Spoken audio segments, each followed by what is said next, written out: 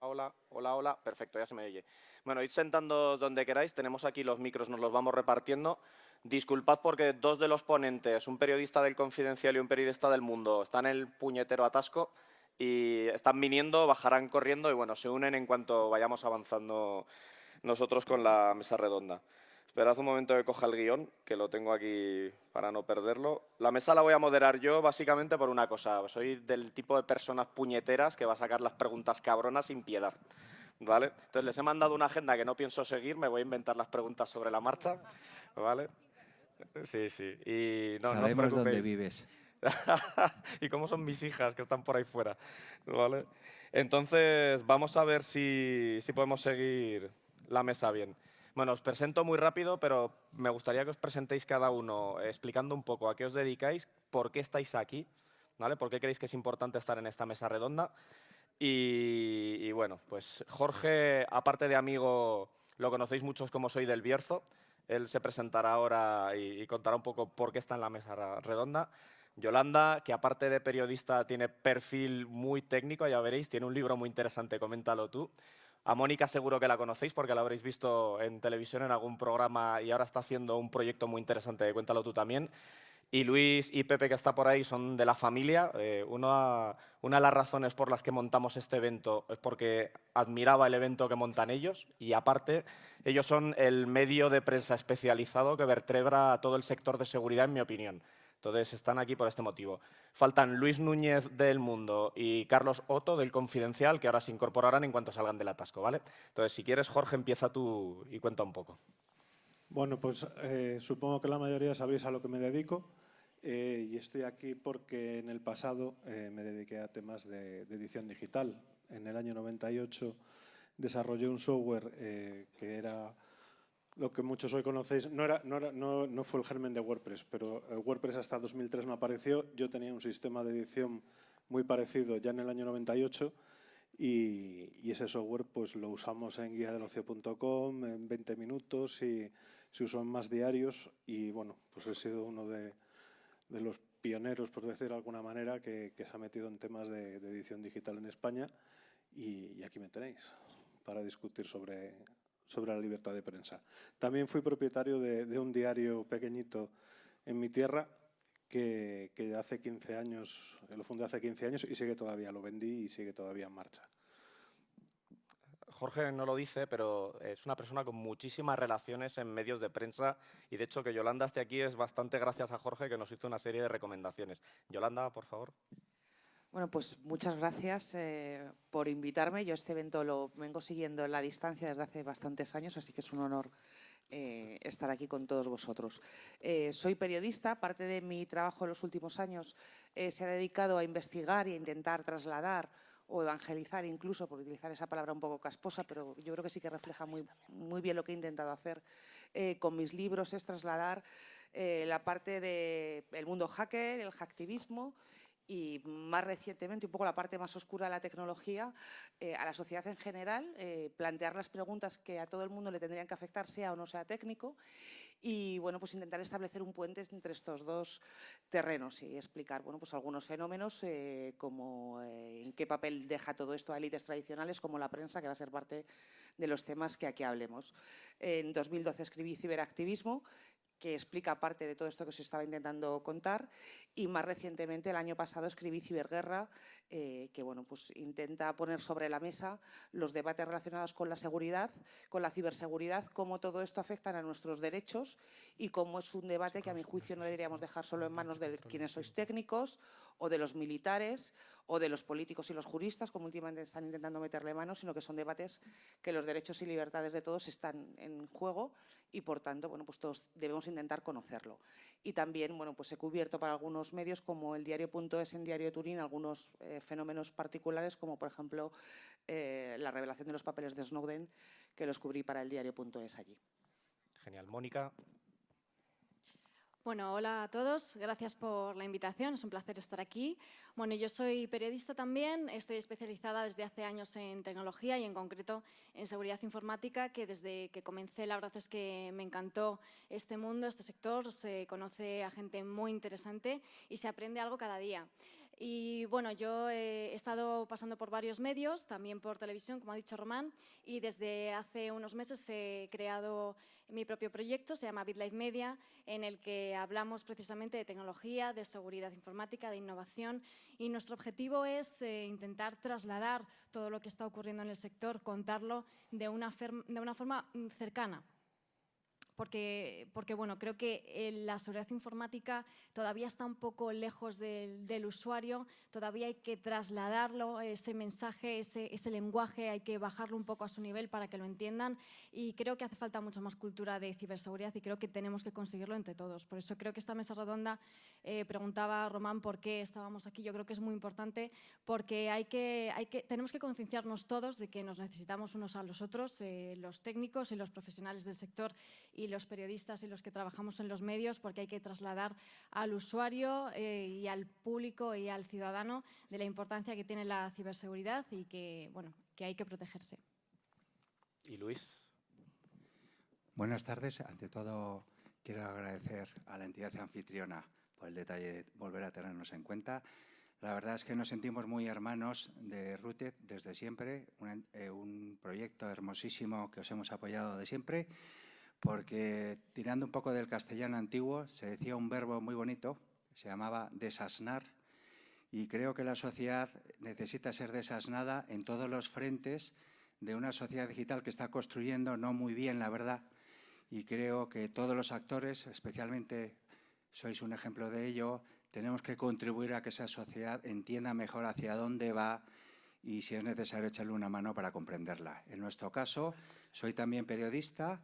En este caso me jacto además de que no soy ingeniero, para bien y para mal, pero también es necesario tener otros puntos de vista, incorporarlos y tener una atalaya desde el cual intentar comprender hacia dónde va todo. En este caso es a través de una revista que la creamos hace ya 25 años, que da un poco de vértigo, en que la seguridad era algo un poquito más endeble y más circunscrita, pero la verdad es que sigue, como todos sabéis, a velocidad de vértigo, y nosotros hacemos una cobertura de interpretación, de formar y de informar, especialmente hacia el mundo corporativo vinculado con el control, la auditoría, la privacidad y la seguridad de la información, últimamente bautizada como ciberseguridad. Muy bien, muy bien. El primer punto que habíamos puesto en la agenda para discutir es qué pasa con la prensa tradicional frente al mundo digital. Y de hecho la frase la hemos resumido un poco en el modelo que había antes. La prensa tradicional emite noticias para mucha gente, pero son unos pocos los que emiten las noticias. Y en el mundo digital estáis viendo que todos podemos producir noticias, buenas, malas, falsas o verdaderas. ¿Qué opináis de este cambio de modelo? ¿Qué es lo que está provocando? ¿Qué creéis que está ahí? Buenas, Carlos, ¿cómo estás? Siéntate por ahí, tienes unos micros, donde tú quieras. Vale, Carlos Otto, del Confidencial, si queréis hacemos una mini pausa y que se presente. ¿Vale?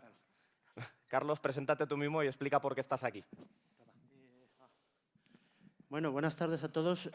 Perdón, lo siento muchísimo de verdad, tanto a los que estáis aquí sentados, que no pasa nada porque luego tengo otra charla y os voy a dar lo vuestro, pero sobre todo a mis compañeros de debate os pido disculpas. Bueno, pues yo soy periodista freelance y sobre todo trabajo para el Confidencial.com. He trabajado para otros medios como A3 Media, como La Vanguardia, como El Mundo. Perdonad, es que vengo sin aire. Y bueno, sobre todo he escrito en las secciones de tecnología y demás, pero bueno, aplicando la tecnología a otros tipos de cosas como fraude online, ciberacoso y demás. Es decir, no tecnología puramente techie, sino aplicada a otro tipo de cosas. Vale, muy bien, genial. Estábamos con el primer punto sobre la prensa tradicional frente al nuevo modelo digital de todo el mundo produce, todo el mundo consume. Y si queréis, sin ningún orden, ¿quién quiere empezar? Yolanda, tú misma. Sí, bueno, voy a vender mi libro. Es decir, en Twitter tenéis ciberactivismo / al final y hay un primer tuit fijado donde está el PDF del libro que os lo podéis descargar y lo cito porque buena parte de ese libro explica precisamente esto, ¿no? Cómo Internet desplaza a élites tradicionales y de manera muy particular a las élites que tienen un monopolio, en este caso el monopolio de crear el relato informativo. Los medios de comunicación antes de Internet tenían no poco poder, Uno de ellos, el más evidente, pues, por ejemplo, marcar la agenda, sobre qué temas fijábamos la atención, y marcar el relato, ¿no? Qué categorías de temas nos importaban, quién era importante y quién era no, qué era verdad y qué no era verdad, y con Internet todo esto desaparece. Estamos, por utilizar también una palabra muy manida, en una sociedad desintermediada, y el papel de los medios como mediadores entre lo que ocurre, entre la realidad y y la noticia, es decir, esa realidad metida en un paquete muy chiquitito y con unas categorías concreto, que es la noticia, ahora está en el poder de todos. Entonces, todo esto crea distintas tensiones, algunas muy evidentes y con algunos temas que igual luego salen, ¿no? Que los medios todo esto lo toman de una manera muy combativa. O sea, buena parte de las informaciones que aparecen en el medio de comunicación sobre Internet, sobre los peligros de la red, sobre los hackers con pasamontañas y con piratas, no es una información inocente, es una información con mucha intencionalidad detrás, porque se saben que están siendo desplazados por una nueva realidad que no solo es tecnológica, sino que les está quitando este monopolio. Pero a la vez sí que es cierto que sean fenómenos, o sea, otra parte de la tensión son fenómenos como los que ahora estamos viviendo, ¿no?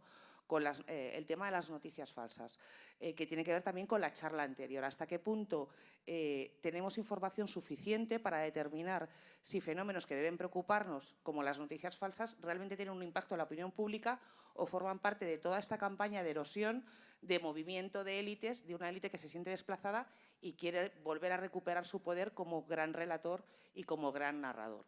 Posiblemente la verdad esté entre medias, entre que es cierto y la solución no es nueva. Nosotros, la PDLI, que es la organización en la que yo represento, compareció en el Congreso hace unos días y empezábamos citando una sentencia que es mítica y que todo esto lo resuelve, que es una sentencia del Tribunal Supremo norteamericano, cuando Estados Unidos en los años 90, en la administración Clinton, intenta poner en marcha una norma para regular la licencia de Internet, que fue el primer movimiento de ciberactivismo, donde toda la red y donde muchas páginas web, Yahoo entonces, se pasaron a negro para protestar contra esta ley. Entonces, esta sentencia establece esto, ¿no? Que Internet puede ser una cacofonía de voces, pero precisamente la potencia y el valor social de Internet es este. Entonces, es cierto que ha perdido el monopolio de los medios, es cierto que Internet crea una nueva realidad, que esto crea tensiones sociales, algunas negativas, como pueden ser fenómenos de desinformación, pero sin duda el alma matriz de los derechos civiles, que es el derecho a la información de la ciudadanía,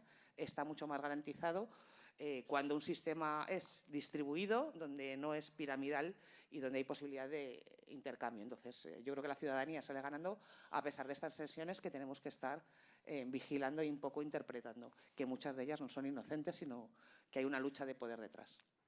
Vale. ¿Quién quiere ser el siguiente? ¿Alguien quiere ser? Mónica, tú misma. ¿Qué opinas sobre...?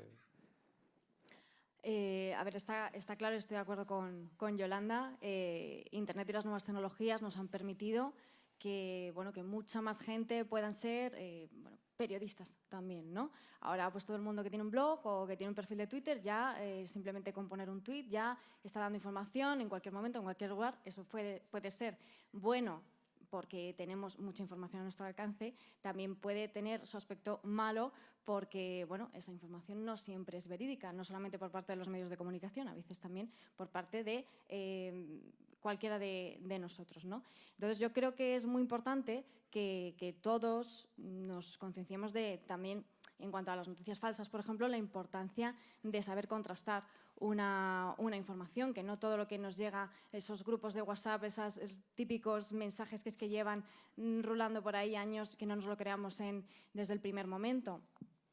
Y hay ciertos, entre el periodismo más tradicional, los medios más tradicionales y lo que está pasando ahora, hay ciertas técnicas nuevas que, por ejemplo, a mí no me parece que sean, que no están beneficiando. Por ejemplo, lo que está ocurriendo con muchos medios, el famoso clickbait, eso no favorece a nadie. Que pongas un titular que sea muy rimbombante, que llame mucho la atención y luego te metas y la noticia, por llamarlo de alguna manera, es una chorrada como una casa, pues claro, eso no beneficia a la imagen que se tiene del periodismo. Todo ese tipo de cosas serían las que habría que ir limando, pero las nuevas tecnologías y los nuevos medios de comunicación, fantásticos, para cuanta más información, mejor. Luis. Difiero de lo que ha dicho Yolanda en el sentido de que la prensa no es un monopolio. Los farmacéuticos no es un monopolio y se dedican a poner farmacias. Entonces, los periodistas pues, se dedican a dar información con los medios que existen. Lo que pasa a día de hoy es que la tecnología ha propiciado nuevos cauces de enviar esa información. Y lo que sí quiero hacer un especial énfasis, y creo que a la comunidad hacker le gustará lo que puedo decir ahora, es que a todos vosotros os gusta la credibilidad. Y entonces la credibilidad viene dada por esa palabreja que se llama confianza, que no se obtiene en una esquina de Internet, un cuarto de hora antes, en un tuit. Lo cual no es óbice para que yo propugno también que coexistan todos los medios posibles de comunicación. Ahora, tiene pinta de que los poderes oscuros que subsidiariamente has dejado caer por ahí, que andan, por supuesto que se sirven de los cauces tecnológicos del día de hoy para perturbar a la masiva audiencia, sin duda. Carlos. Yo, a ver, voy a ser un pelín cuñado en esto, ¿vale? Pero lo cierto es que cualquier cosa que venga a jodernos la industria, en líneas generales me parece bien. Luego entraremos en matices o no. Pero bueno, al final lo que se ha producido, y con esto no estoy diciendo nada nuevo porque lo habéis dicho todos, es una especie de desintermediación a la hora de acceder a la información. También a veces nos ponemos un poco estupendos con qué es información y qué es otro tipo de contenido que no tiene por qué ser puramente informativo, ¿no? Pero bueno, al final han cambiado los cauces. El ejemplo más claro, Facebook. Los medios. Yo me acuerdo que hace unos años estuve no me acuerdo en qué congreso era, y había el director general de un medio de comunicación en España, estaba presumiendo, estaba encantado, porque el 48% del tráfico de su periódico llegaba a través de Facebook. El 48%. Y os puedo asegurar que no, porque esto es algo que nos pasa mucho a los periodistas, sobre todo los de redacción. Y cuanto más jóvenes, más listos nos creemos. Porque como nos hemos venido en la época esta de somos los jóvenes, somos los que sabemos, los demás son dinosaurios, o ya, a lo mejor eran dinosaurios hace 10 años. Ahora ya no tanto. El que más, el que menos se ha ido actualizando. Pero ese señor presumía de que el 48% del tráfico llegaba de Facebook. Todos pensábamos, es que la hostia que te vas a pegar, colega, cuando Facebook te cambie el algoritmo, como acaba de hacerlo hace nada. Pero incluso antes, cuando Facebook te diga, oye, coleguita, pasa por caja, Págame. porque esto no es gratis. Entonces, bueno, al final, y yo creo que es en Facebook, ni siquiera Twitter, que Twitter al final es una isla en la que estamos todos contentísimos para soltar titulares de arde las redes y demás y cosas así, pero ya está. Pero al final yo lo que veo es que Facebook o cualquier otro tipo de segmentación no hace sino perfeccionar lo que nos pasa a todos, incluidos los periodistas, por lo menos incluido yo, que es que muchas veces acudimos a consumir información que respalde nuestra idea preconcebida. Y esto nos pasa a todos. A mí me pasa, y eso que soy periodista y tengo algún tipo de querencia porque ese tipo de cosas no pasen, pero ese tipo de cosas pasan. Entonces, yo, por ejemplo, no soy demasiado fan de intentar reeducar al lector, porque nadie me dice que yo tenga la verdad absoluta. Es decir, yo al lector le puedo decir, oye, lector, es que no has visto que el blog, ¿cómo se llama ese blog? Creo que era despiertavivimosenunamentira.com. Es una basura como un piano, colega. Es decir, ¿no te das cuenta de que, me voy a ir a ejemplos extremos para caricaturizarlo un poco, ¿no te das cuenta de que las entradas sobre si Justin Bieber es reptiliano, a mí, yo podría estar toda la tarde, os lo juro, toda la tarde de hoy y parte del día de mañana leyendo entradas de blog sobre quién es reptiliano, porque es una cosa que me fascina, es una de mis conspiraciones favoritas. Pero bajándolo un poco más a la tierra, es que yo he visto informaciones que no tienen ningún tipo de credibilidad, pero bueno, es que al final, aunque yo le vaya al lector a decirle, oye, es que esto no tiene credibilidad, a mí me va a decir que a mí me tiene comprado el IBEX, que a mí por la mañana me llama Rajoy, tú verás todas las mañanas esperando la llamada de Rajoy para ver de qué puedo informar y de qué no.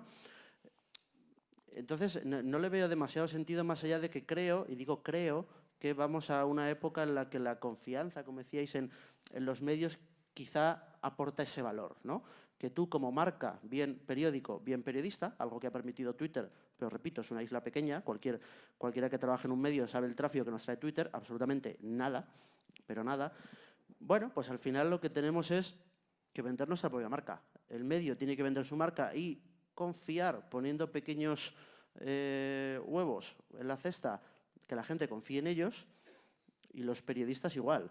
Pero, por otra parte, lo que nos paga, no nos engañemos, cualquiera que trabaje en un medio sabe qué es lo que paga las nóminas en un medio de comunicación. Es que es el clickbait, es que es... Yo os invito a que entréis en elconfidencial.com y eso que, fijaos, yo no soy nada corporativo, pero defiendo mucho el Confidencial, y os vayáis a la lista de noticias más leídas. Os aseguro que esas no son las más leídas. Todos los medios en el mundo pasa con LOC, con esto de La Otra Crónica. Ahí nunca van a aparecer noticias de LOC en el ranking de las más leídas porque las tienen quitadas a posta.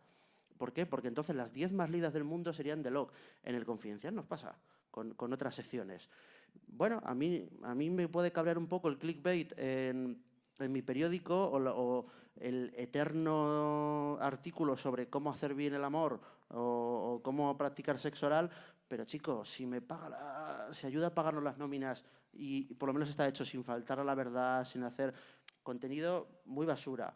Bueno, pero es que tampoco creo que los medios tengamos que vernos estupendos con la información. Es que si os vais a OK Diario, por ejemplo, lo que más visitas le da no es el clickbait derechón, ni mucho menos. Ni siquiera es que entres bueno, es que la publicidad de OK Diario es loquísima. Sí, invité a a día de Inda, hoy, si pero entras creo en que The no quería Pirate Bay, venir. me han contado, o en alguna de estas páginas de descargas que me han contado que siguen existiendo, y pinchas en algo, la típica publi que antes te llevaba a porno, no te lleva a porno, ahora te lleva a OK Diario, colega, que a mí me fascina. Pero en OK Diario podéis ver, utilizando herramientas gratuitas, qué es lo que más dinero les da, recetas de cocina. Sí, claro. Pero es que en otros periódicos será de otra forma. Entonces tenemos que encontrar ese equilibrio, yo creo. Jorge. Me ha hecho mucha gracia lo de OK Diario, porque ayer me contactó un colega para echarle una mano con demostrar precisamente eso que acabas de comentar, de que les llevan los enlaces desde páginas de descargas y cosas por el estilo, y la verdad es que es una cosa muy curiosa de ver. Respecto a lo que estábamos hablando, no sé si sabéis que el 96% de los medios del planeta el año pasado lo controlaban 4 empresas: Walt Disney, la CBS Viacom, 20th Century Fox y Time Warner, ¿vale? 20th Century Fox ya no existe, es parte de Disney. O sea que ahora mismo el 96% lo controla 3 empresas en todo el planeta. Hay medios en España que están controlados en parte por alguna de estas grandes a través de empresas que tienen otras empresas, que tienen otros inversores y que están metidos en todos los sitios. Sí que son dinosaurios que, por un lado, el papel, por ejemplo, lo podemos ver en la tirada que tienen los grandes diarios, y hay diarios de índole nacional que apenas tiran ya 50.000 ejemplares al día, que es una cosa muy pequeña. Luego tienen 200, según el EGM, tienen 237.000 lectores. Muchos de estos grupos se están también reconvirtiendo.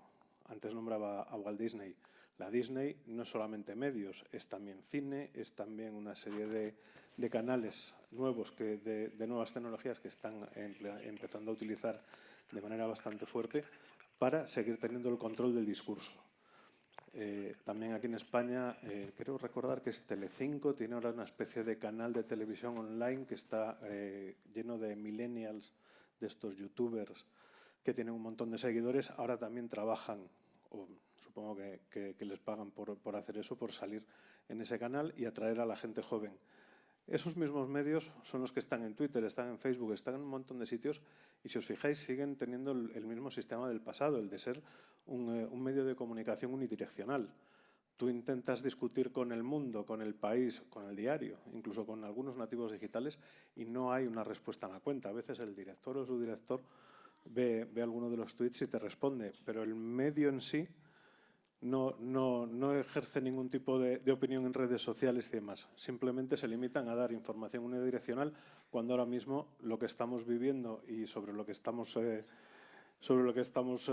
trabajando muchos es que esa información haya una reciprocidad en el discurso.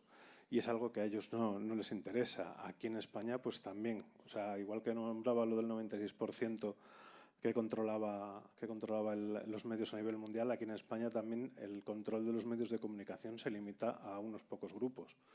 Y tenéis grupos como, por ejemplo, el Grupo Planeta, que por un lado tiene La Sexta Televisión, que aparenta ser un medio de izquierdas con el Gran Wyoming y con toda esta gente dando cera al gobierno, y por otro lado tiene La Razón. ¿Sabes? No es que tengan la razón, yo no se la estoy dando, es que tienen un diario que se llama La Razón, ¿sabes? Que es un diario reaccionario donde los haya con muy pocos lectores, pero que además, luego ya lo comentaré un poco más en profundidad, es uno de los diarios que mayor porcentaje de la publicidad institucional se llevan en este país ahora mismo. ¿Por qué? Pues bueno, os podéis imaginar que son razones obvias. Y no podemos olvidar que todos estos grupos tienen presiones a nivel político, tienen presiones no solamente de que te llame el político de turno y te diga, tronco, ¿por qué te estás metiendo conmigo? No, es que esas empresas, esos grupos, tienen otras empresas que se dedican a otras actividades, como por ejemplo el transporte de mercancías o de viajeros, o quieren entrar en eso, y reciben presiones de tú deja de darme caña en tu televisión de izquierdas, ¿sabes? Y yo te doy una licencia para que tú puedas usar las infraestructuras de Adif para tener tu propia compañía de transporte. Sí. Bueno, acaba de llegar Luis. Muchísimas gracias, Luis. Preséntate brevemente y di por qué estás en esta mesa redonda. Bueno, ¿qué tal? Soy Luis Núñez, del diario El Mundo. Lo primero, 1000 disculpas, pero como todos sabéis, estamos en plena libertad de prensa, pero no de movimiento. La lluvia hace que el tráfico en Madrid sea absolutamente imposible circular, así que he llegado con muchísimo retraso, lo siento mucho. Yo estoy en el diario El Mundo desde hace 12 años ya. Empecé en la sección de vídeos y ahí pues he realizado varios reportajes, entre ellos uno que me dio a conocer a Román y que es lo que me trajo a esta mesa sobre el tema del hacktivismo. A día de hoy estoy en la sección de Madrid, pero bueno, estos temas me siguen interesando mucho y he sido invitado a esta mesa para departir un poco acerca de la libertad de prensa y más como representante de uno de los principales medios de este país, que además tiene cabecera de papel y digital, que ya cada vez vamos a quedar menos. Luis, para que te pongas un poco en contexto, hemos hablado del primer punto que teníamos en la agenda, de prensa tradicional frente a nueva época digital. Han comentado que obviamente es muy positiva la tecnología. Luis ha introducido el tema de tener credibilidad y la seriedad. Un poco yo creo, Luis, corrígeme si estoy diciendo una atrocidad, en la línea de que los medios tradicionales tienen ese rol más de credibilidad que en los medios digitales, ¿no? Y yo quería introducir un comentario personal. Cuando pasó el 11M yo estaba en Marruecos trabajando en un proyecto que me pegué allí como un año. Y yo llegué a la oficina a trabajar y los marroquíes me miraban todos con la cara pálida, yo no me había enterado de nada. Y llegué y me senté en mi sitio y me vinieron a hablar los marroquíes y me dijeron, ¿has visto las noticias de tu país? Y claro, yo dije, no, ¿qué ha pasado? Y me pongo a mirar la prensa internacional y en toda la prensa internacional y los marroquíes me decían, ha sido Al-Qaeda. Y yo estaba viendo la prensa española y estaba leyendo otra cosa. Entonces, esa credibilidad tan maravillosa de los medios tradicionales, ¿me la podéis explicar, por favor? Bueno, yo creo que en el caso del 11M y en nuestro periódico lo conocemos bien porque se siguió una teoría con la que todos los periodistas, o no todos, llegamos a comulgar Ay, perdón. En el caso del 11M que mencionaba Román, es verdad que fue un fallo de comunicación importante, sobre todo por un error principal que fue dar credibilidad a la fuente gubernamental. Al final es lo que tenemos los periodistas, que cuando no llegamos a la primera fuente, pues tenemos que recurrir a las fuentes gubernamentales, que son las primeras a las que les llegan las noticias, ya que tienen a gente dentro del campo. En este caso, y como representante del Mundo, que es uno de los medios en los que se siguió una de las teorías de la conspiración, ¿no? que se le suele llamar, con la que bueno, no tienen por qué comulgar todos los periodistas dentro del periódico, pues es verdad que se siguió la primera teoría, ¿no? de que había sido el grupo terrorista ETA, cuando finalmente se demostró que no es así. Recientemente al periódico El Mundo llegó la jefa de redes sociales del New York Times a explicarnos un poquito el modus operandi de este diario, ¿no? Entonces, una de las cosas que nos explicaba con bastante interés es que a ellos la sección internacional es una de las primeras secciones que consulta cuando ocurre una catástrofe, porque es muy fácil confundirse con imágenes que llegan a través de YouTube o diferentes redes sociales. Entonces, digamos que ellos eran los encargados de verificar que esas imágenes proceden exactamente de dónde se dice y de cuándo se dice. Entonces, es verdad que pese a las herramientas digitales que existen hoy en día, todavía quedan lo que se viene a llamar hoy en día el tema de las fake news, y en este caso se produjo por parte de una fuente gubernamental con la que no siempre tenemos que comulgar, pero es verdad que es una fuente que, entre comillas, los periodistas normalmente consideramos fidedigna. Pero la pregunta entonces, lo que a mí me preocupa de estas situaciones, si tenemos que buscar la credibilidad en los medios y se supone que hay unos medios institucionalizados, entre comillas, que son los que la van a respaldar, si llegamos a una situación como esta, me da igual el caso concreto, he puesto este ejemplo porque yo lo vi en directo y aluciné un poco con lo que me contaban desde un lado y desde otro. ¿Realmente la credibilidad, Luis, está en la prensa tradicional o son instrumentos, como dice Jorge, de 3 empresas en todo el planeta? Y esto engancha un poco con el segundo punto de ¿se puede hablar de prensa libre cuando hay un interés económico detrás de que ese periódico gane dinero y pague unas nóminas? ¿Te van a censurar como pasa con la película del Dilema? En vuestro congreso, creo que ahora nos dicen la cifra exacta, pero creo que andáis por 2000 y pico. En esta edición. 1825. No está mal, Por ahora. enhorabuena. Gracias. Creo que todos los asistentes, esos 2000, pueden decir que el principal quebradero de cabeza que tienen todos es que no hay manera de tener veracidad de la atribución. Sí, totalmente de acuerdo. Entonces quiero trasladar ese problema que tiene el mundo hacker y el mundo de la ciberseguridad, que a día de hoy la atribución no es demostrable, y creo que va a pasar bastante tiempo. Eso, imaginaos el problema también con el mundo periodístico. Por supuesto que se mete la pata, pero por supuesto también que hay que seguir investigando. Y si todo lo que salga adelante sale, adelante. La credibilidad, ¿de dónde viene? No es que sea un medio antiguo, nuevo, no. Se han hecho maravillosos descubrimientos de grandes profesionales del día de hoy y también de largo recorrido. Yo no quiero olvidarme que esta profesión siempre está sometida al engaño, por supuesto. ¿Alguien? Yolanda. Sí, a mí me gustaría completar un poco el punto anterior y enlazarlo con este. Porque en el punto anterior hablábamos de los cambios que había habido y solo estábamos hablando desde el punto de vista de que había muchos más emisores. Sin embargo, Internet no solo ha cambiado esto, por decir, llamar Internet desde un punto de vista como muy simplificado, ¿no? Porque ahora, entre todos, también podemos corregir las informaciones. O sea, ya no solo hace falta que seamos un bloguero y seamos un canal alternativo al medio de comunicación o un tuitero, sino que informaciones de los medios, por ejemplo, un medio de comunicación muy importante en este país, tuvo que retirar toda una tirada de los periódicos porque abría con una foto sacada de YouTube, que era una foto antigua, supuestamente de un jefe del Estado agonizando, cuando la foto era falsa. Y fue Twitter y las redes sociales quienes alertaron a este medio de comunicación que esta noticia era falsa. Por lo tanto, la contribución de Internet a los medios no solo es suplantarles como emisores, sino contribuir de muchas más maneras. Ahora hay medios digitales, por ejemplo, el diario.es, publicó recientemente, pequeños proyectos digitales que se están financiando por el aporte de toda una comunidad de lectores. Y también Internet está cambiando las propias prácticas de los medios.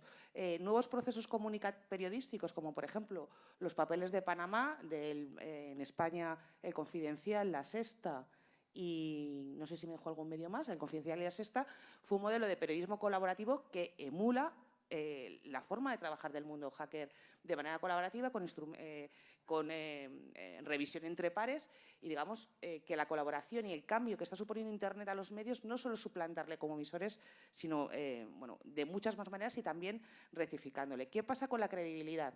Bueno, yo aquí ahora mismo me encuentro también en un momento de tensión porque no sé muy bien hacia dónde tirar. Es cierto que en principio venimos de un contexto en que Internet es la Wikipedia, la inteligencia de las multitudes y en principio por la propia configuración de la red la credibilidad vendría de ahí, ¿no? de un proceso de revisión por pares. Tú pones una noticia, seas un medio de comunicación, seas un blogger, seas una persona en Twitter, y va a ser la propia comunidad la que te otorgue a ti la credibilidad. Es un poco como tú no puedes decir que eres hacker, los demás son los que te tienen que otorgar esta categoría. Entonces, en principio, esto trasladando al mundo de la información debería funcionar.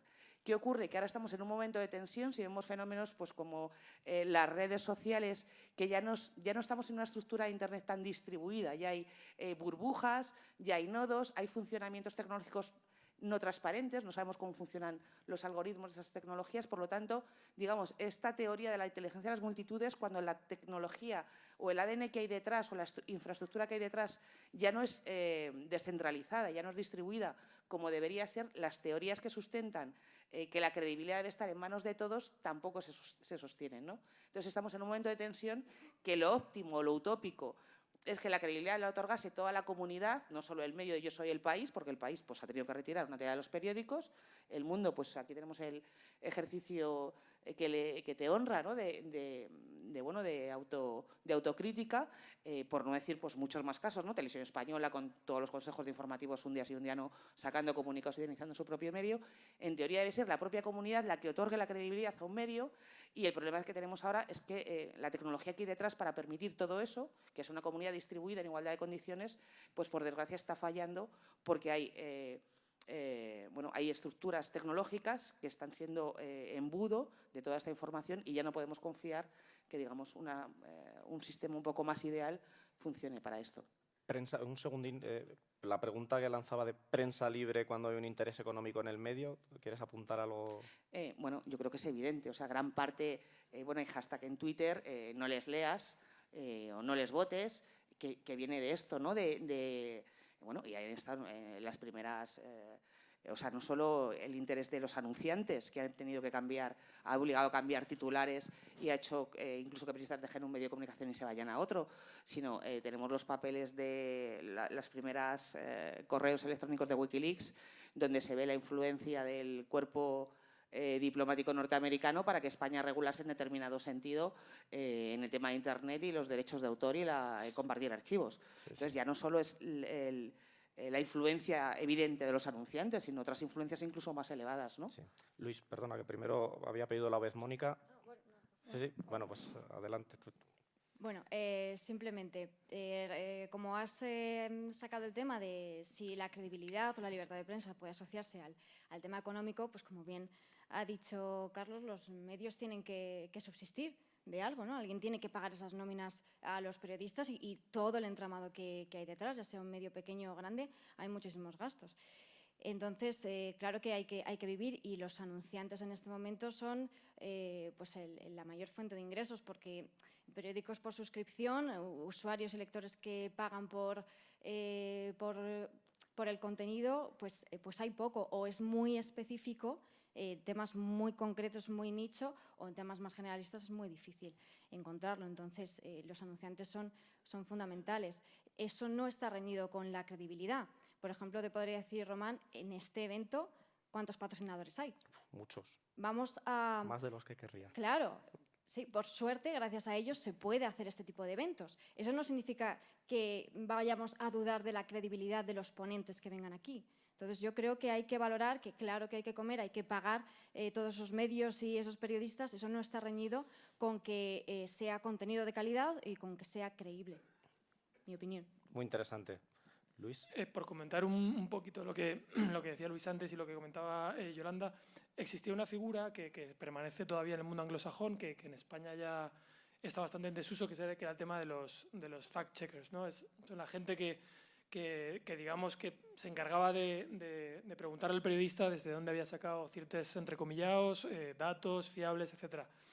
Entonces, es verdad que esa figura en el periodismo latino o español en el que nosotros nos movemos prácticamente ha desaparecido. Cada vez hay menos editores, menos edición, y bueno, todo el mundo sabe que estamos ahora mismo en un proceso de cambio principalmente causado por la crisis, pero también hacia el mundo en el que nos movemos, en el que todavía no sabemos muy bien el modelo que queremos instaurar en nuestro periodismo. Entonces, respecto a la libertad de prensa que comentabas y los patrocinadores, como bien comentaba Mónica, creo que todos los medios principales, incluido El Mundo, El País, a veces se están pensando en hacer el consabido muro de pago, ¿no? Que ya tienen medios internacionales pues, como The Guardian o Telegraph. Lo que pasa es que no se ha encontrado la fórmula y ¿por qué? Bueno, voy a hacer una pequeña crítica hacia el pueblo, más o más en el que me incluyo, el pueblo español, y es que cuesta mucho pagar por el periodismo, cuesta horrores. La gente lo quiere todo gratis y al final es más fácil que se despida de periodistas y que se encuentren en Internet y que esos datos sean difícilmente contrastables o confiables, a verdaderamente querer una prensa libre autofinanciada por las personas que la leen. Eso es muy complicado, con lo cual ese balance entre lo que es la publicidad que pagan los anunciantes para pagar el sueldo de los periodistas y el muro de pago es al que deberíamos llegar en un futuro si en España el público lo permite. Carlos. Yo primero por echar un pequeño cable a Luis, que no lo necesita ni él ni su periódico, pero muy rápido sobre el tema del 11M, dos cosas. Primero, lo más grave no es que pudiera haber o no manipulación informativa, lo más grave es que hubo manipulación desde el gobierno, que eso es lo verdaderamente terrible, que tengamos a un gobierno diciendo que ha sido ETA. Luego entraremos en los medios, en lo que queramos. Y segundo, yo creo que es algo que a lo mejor les puede perseguir, pero yo creo que no, porque el tema del 11M y ETA en cuanto a medios, yo creo que no es una cuestión del empecinamiento del mundo, es una cuestión del empecinamiento de Pedro J. Ramírez. ¿Vale? Es decir, todos sabemos quién fue el pesado que se empeñó en ETA y que a día de hoy sigue con el torno.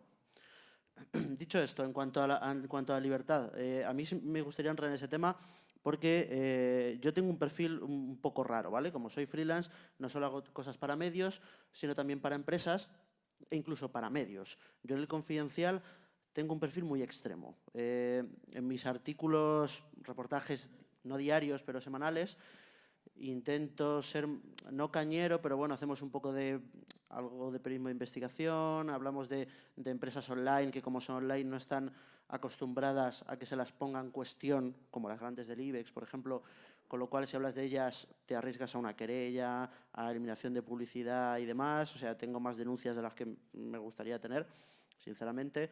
Pero por otro lado, yo en el Confidencial hago branded content también.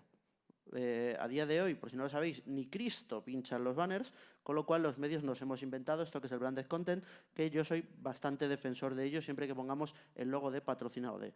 Entonces, por suerte veo las dos caras de la moneda. De hecho, mi director general me dijo un día, dice, bueno, lo que perdemos con las demandas que te ponen los clientes, luego lo recuperas con los branded content que les haces.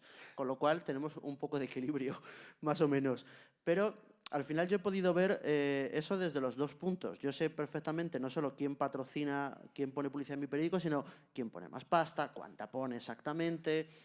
Y bueno, al final, en términos generales, ¿un medio puede ser libre si tiene patrocinadores? Claro que sí. ¿Un medio puede ser libre si tiene patrocinadores que le ponen dinero solo para controlar su editorial? Bueno, ahí se empieza a complicar la cosa. Y creo que no se puede dar ningún razonamiento general, dependerá de cada medio. Yo tengo suerte, ojo, no pongo la mano en el fuego por nadie, ni siquiera por mis jefes. Yo digo lo que yo he vivido. Yo he escrito en el Confidencial sobre anunciantes del Confidencial, más anunciantes muy fuertes, y hemos ido para adelante. O sea, a lo mejor en vez de darle un día, que es lo que le das para responder, les das 1,5 si te piden 1,5, pero se va para adelante. Vamos, yo recuerdo desde que yo conté una vez que, por contar un caso que más o menos se sepa, que desde que conté que Twenty cerraba su red social, tú verás quién pensaba que eso podría estar abierto todavía. Yo no he visto publicidad de Twenty en el Confidencial, por poner un ejemplo que es más o menos vistoso. Entonces, bueno, puede haber medios libres pese al patrocinio, sí. A mí hay una cosa que el diario, por ejemplo, tiene muy explicado. Ignacio Escolar siempre detalla las cuentas y dice, ningún patrocinador de manera aislada supera el dinero que nos dais todos los socios. Eso es. Bueno, Nosotros intentamos hacer lo mismo aquí. claro, por ejemplo, en el Confidencial o en El Mundo o en cualquier otro medio, como eso no lo hacemos, tampoco hay por qué hacerlo, o sea, no me voy a poner a decir a mi jefe lo que tiene que hacer. ¿Puede haber sospechas? Sí, bueno, pues tenemos que vivir con eso. Es que no hay más, al final la reputación se gana a largo plazo. Me han gustado mucho vuestras explicaciones. Luis, ¿querías apuntar algo? Sí, muy brevemente, dos cosillas. Una, hace 2 días una ciudadana norteamericana que pasaba y le cayó en la tómbola del señor Donald, pues dimitió llevando la dirección de comunicación por contar trolitas, mentirijillas. Esto, lo que quiero decir con ello, y ahora hablo también de que en la misma cesta del periodismo puede ser equiparable el fútbol. Vamos a hablar de fútbol. Contar que el Real Madrid ganó a no sé quién es periodismo informativo deportivo. Contar que un jugador de fútbol delinque, defrauda a España, también es periodismo. Esos dos tipos de periodismo coexisten. Uno no tiene mucha relevancia, es simplemente describir una situación y luego algún coleguilla la reinterpreta sintiendo los colores. Y otra es una iniciativa muy interesante estadounidense que para casos un pelín más complicados planteaba la posibilidad de que a ciertos periodistas se les pagara una cantidad, por ejemplo, a 1 año vista, diciéndoles, investiga y a ver qué te traes. Eso no tiene una vuelta entonces, mala. resumiendo, la práctica de periodismo en cualquier tipo, en tecnología de ahora, tuteando, en fin, influenciando, como quieras llamarlo, se puede hacer de muy diversas maneras. Para las cosas irrelevantes no tiene problemas y para las otras, en algunos casos, sí, para la investigación se necesita tener, creo que, mucho peso profesional y recursos. Las dos cosas son compatibles. Y respondiendo muy rápido a lo que estás comentando, entonces si adelantas dinero a un periodista para que haga una investigación que luego termina en el Tribunal Supremo porque quieren que delates al confidente que te ha dado la información, ¿es el Estado el que está financiando la investigación que luego te va a llevar? ¿No es un poco elaborado eso? Bueno, supuestamente los que podrían facilitar el presupuesto son donantes y supongo que hay seguros. Sí. De cobertura, pólizas. Jorge. Pues mira, respecto a lo de si puede haber prensa libre, está muy bien todo lo que habéis comentado. Yo, desde mi punto de vista, no, es muy difícil. Es muy difícil. Hay medios como El Salto Diario, La Marea, el diario.es, creo que el plural.com también, que son de pago. Tienes que pagar por la información, aún teniendo esa certeza de que estás pagando tú y no estás, el medio no está bajo los poderes de alguna gran empresa de publicidad. Por ejemplo, el Corte Inglés, que es el mayor inversor en publicidad de este país, 120 millones de euros el año pasado en publicidad, que se dice pronto, ese dineral. Aun con eso, cada medio luego tiene también su sesgo político, sus intereses personales, sus intereses del medio. Yo ahí veo bastantes problemas. Veo bastantes problemas porque luego también está la presión política a la hora de sacar ciertas informaciones. Y estamos en una época donde lo que prima es la propaganda. Es una propaganda que luego las redes sociales, más allá de que podamos tener un diálogo entre nosotros, si miráis, por ejemplo, los hashtags que se mueven en cada momento en Twitter, veréis que mucho es información que ha nacido en los medios.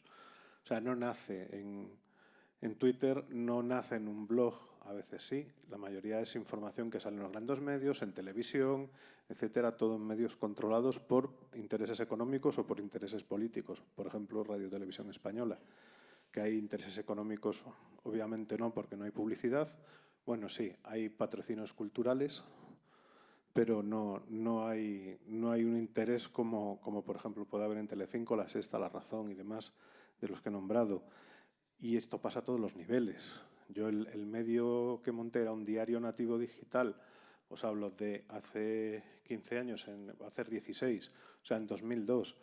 Y sufríamos una presión, a pesar de ser chiquititos y no tener mucha importancia, la presión que tenemos por parte de alcaldes, concejales de la zona del Bierzo, la publicidad, etcétera, era absolutamente brutal. No me quiero imaginar lo que es en un medio más grande. Luego, claro, te enteras de que hay reuniones de directores de periódicos con el ministro del Interior para cenar y para hablar de no sé qué. ¿Sabes? Cosas que luego no se publican.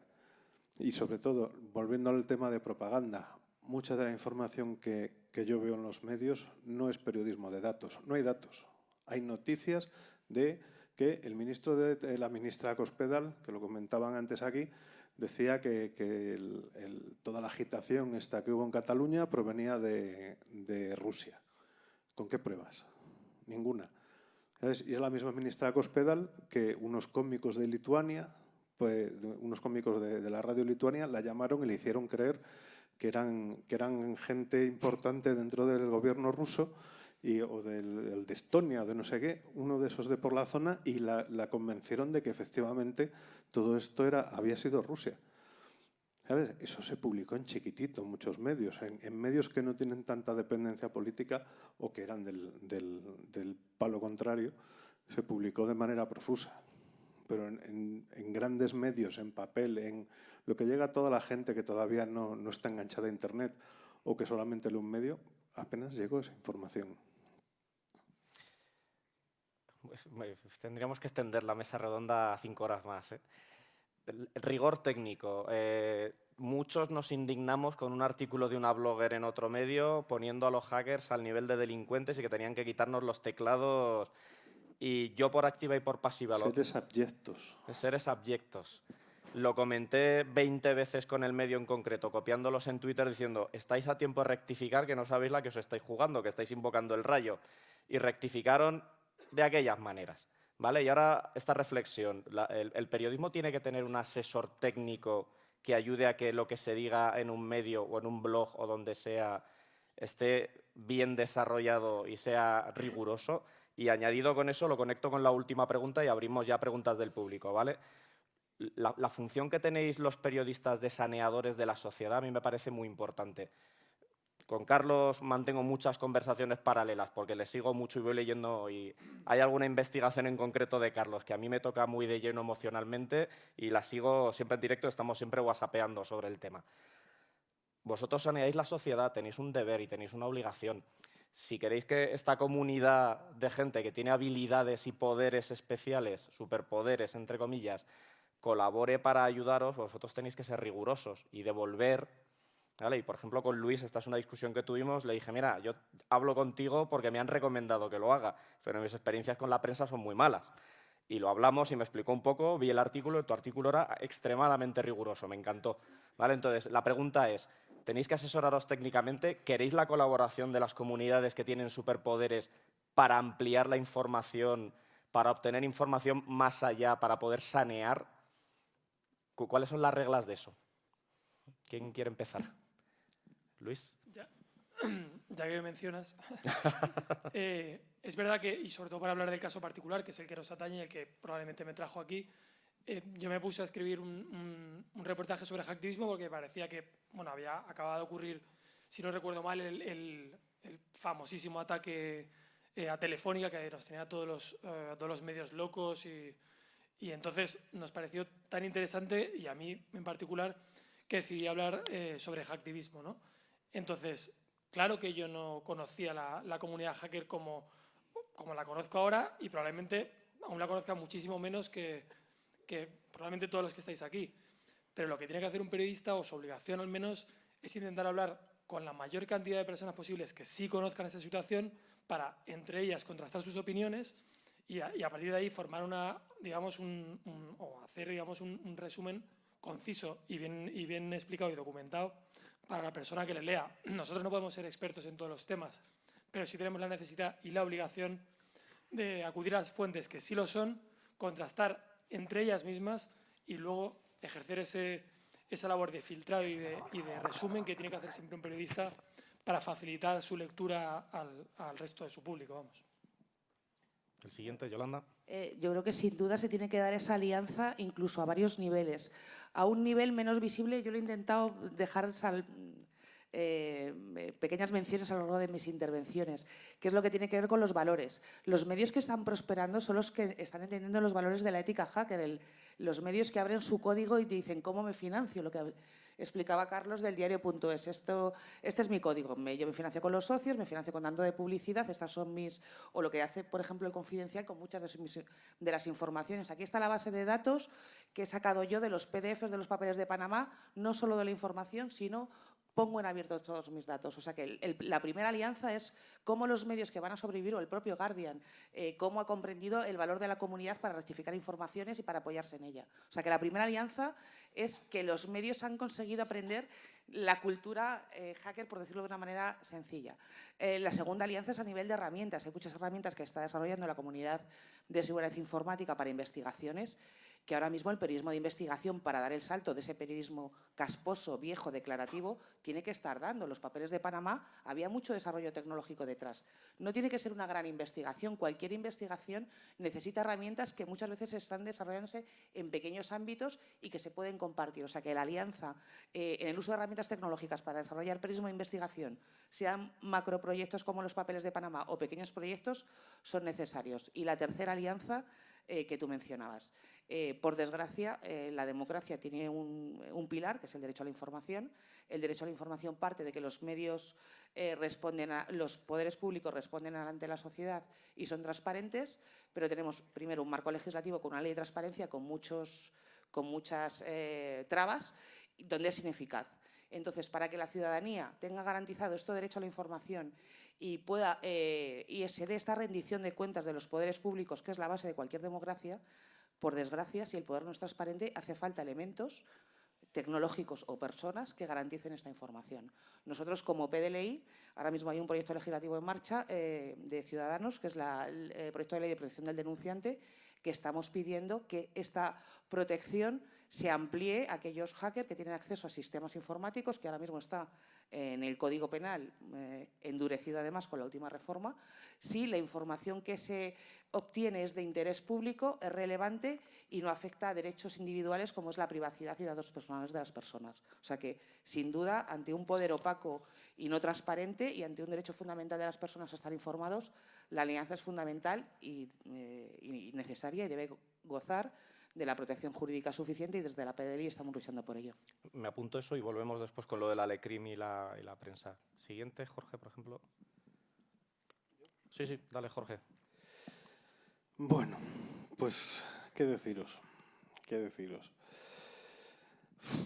Pues, por supuesto. O sea, a ver, los periodistas, pues, son periodistas. Muchas veces se meten en unos no, es cierto, se meten en unos berenjenales de la leche. Yo conozco a estas dos personas que están aquí. Bueno, conozco a casi todo el mundo, pero con Carlos y con Luis he colaborado. Con Luis en 2 ocasiones. Una fue un reportaje absolutamente maravilloso sobre la violencia de género. Yo a aquel le tengo un cariño increíble a ese artículo, porque fue un artículo que llevó meses, fue un artículo que hubo trabajo de campo, fue maravilloso. Ese periodismo es el que me gusta, ¿sabes? Y el periodismo de Carlos, que es de, tío, no tengo ni puta idea de esto, ¿sabes? ¿Qué me puedes decir? ¿O a quién me puedes recomendar que hable? Porque quiero publicar sobre esto, pero es que se me escapa, ¿sabes? Y no les duele prendas en decirlo. Y luego está la señora esta, que publicó lo de los seres abyectos, que no entiendo exactamente la ida de olla tremenda que tuvo. No sabía de qué estaba hablando. Y aparte, bueno, es que aparte leyéndolo y las peticiones que hacía, es que ya hay leyes en este país para evitar precisamente lo que ella decía, sin necesidad de llamar a la gente seres abyectos que están pululando por las cuevas y salen por la noche a comerse bebés. O sea, aquello fue la de Dios. Que esto se haga más a menudo, que se haga que los periódicos incluso llegasen a tener personal dedicado, pues igual estaría bien. Igual estaría bien que tuviesen personal de cabecera al que pagasen también por obtener esa información. Yo vuelvo a lo de siempre. O sea, lo importante es que el periodismo se haga en base a datos, que vivimos en la sociedad del fast food periodístico también, que es a ver quién publica primero, a ver quién publica más rápido, a ver quién pone el titular más llamativo para atraer lo que comentaban antes del clickbait. Todo eso habría también. Nosotros como usuarios, como consumidores, también deberíamos ejercer algún tipo de presión sobre esto para evitar que se hagan este tipo de cosas y premiar a la gente que se documenta y premiar a los medios que se toman en serio su trabajo y a los que evitan hacer propaganda. ¿Sabes? Propaganda que ahora, bueno, sabéis que la propaganda ahora se llama desde hace años relaciones públicas. No os riáis, es cierto. Es cierto, es un término que se inventó un periodista austriaco hace años, le llamó relaciones públicas, pero ves la lista de lo que significa relaciones públicas y es exactamente la propaganda de Goebbels. O sea, no hay nada que llame la atención, o sea, que no hay nada que te permita decir, no, es que estos son cosas diferentes. Carlos. Yo creo que evidentemente hay que ser riguroso, pero hay un pequeño asterisco. Me explico. Hay que ser muy riguroso. Y os pongo un ejemplo que además atañe a mi propio medio. Yo no sé si hace algunos meses recordáis Espejo Público diciendo exclusiva del Confidencial. La persona que secuestró a Diana Kerr está, me voy a inventar el país porque no lo recuerdo exactamente, está en Lituania. ¿Por qué? Porque han rastreado un email que llegó a la familia desde el correo de Diana Kerr y ese email está, tal cual, ese email está escrito desde Lituania. Todos los que estáis aquí ya os estáis imaginando qué es lo que pasó, ¿verdad? Con ese email. La cuestión es que en el Confidencial, teniendo una sección de tecnología de 5 personas, un redactor de Nacional, un policía le filtra, oye, se ha visto que la dirección corresponde a Lituania y no se le ocurre pensar que no tiene ni puto sentido que el señor que se ha llevado a Diana Kerr esté en Lituania. Tardas un minuto en irte a la sección de tecnología y que te expliquemos, mira, no, como mínimo, por simplificarlo mucho, ha utilizado una red VPN, con lo cual ha maquillado el sitio desde el que está. Bueno, yo me acuerdo que ese día yo estaba en mi casa viendo Antena 3, me acuerdo, había una policía nacional muy conocida en este país en plató y estaba yo todo el rato mandándole WhatsApps o Telegram de por favor no nos deis mucha caña, porque además yo veía como ella miraba a mi compañero del periódico con una cara de es que podría destrozarte en 5 minutos si quisiera. Y yo mandando, y además de repente veía que cuando la enfocaban ya estaba mirando el móvil. Yo, sí, eso, tú mira mis WhatsApps, no te pongas a dar caña, madre mía, estamos intentando arreglarlo. Estábamos todos los de tecnología del periódico diciendo, pero por favor, quitad eso de ahí, es imposible que ese hombre esté ahí. Entonces, claro que hay que ser riguroso y cuando no sepas algo, documéntate. Tenías a 5 compañeros de tecnología, más luego toda la gente del periódico que sin ser de tecnología sabía eso. ¿Cuál es mi pero? Hay que ser rigurosos, pero en mi opinión, y repito, en mi opinión, no hay que escribir para las fuentes ni para el sector del que estás hablando. ¿A qué me refiero? A que si yo escribo sobre hacking, no tengo que escribir para la comunidad hacker. Tengo que escribir para mis lectores. Y mis lectores son todos. Podemos, si trabajo en un medio económico y escribo solo sobre el IBEX o sobre las OCIMIS, tendré un público muy, muy concreto. Pero yo siempre peleo por el lector medio, por todo el que pase por delante. Entonces, ¿qué pasa? Que a él le tengo que explicar conceptos que pueden ser complejos. Y en ese bajar a la tierra esos conceptos complejos, puedo, no que sea cometer errores, sino allanarle el camino, de modo que el que sea muy quisquilloso diga, no, es que exactamente eso que has explicado, por no llevarlo a la comunidad hacker, que no he hecho tantos. Yo he escrito muchas veces sobre startups. En su momento yo escribía mucho sobre startups de Internet en España. Ahora creo que tengo peor fama porque básicamente lo que escribimos es no darles mucha caña, sino bueno, oye, igual que hay empresas offline que son estafadoras, pues online también las hay. ¿Qué es lo que me pasa muchas veces cuando hablo sobre startups? Que si hablo, creo que todos conoceréis más o menos el concepto de levantar una ronda de financiación para una startup.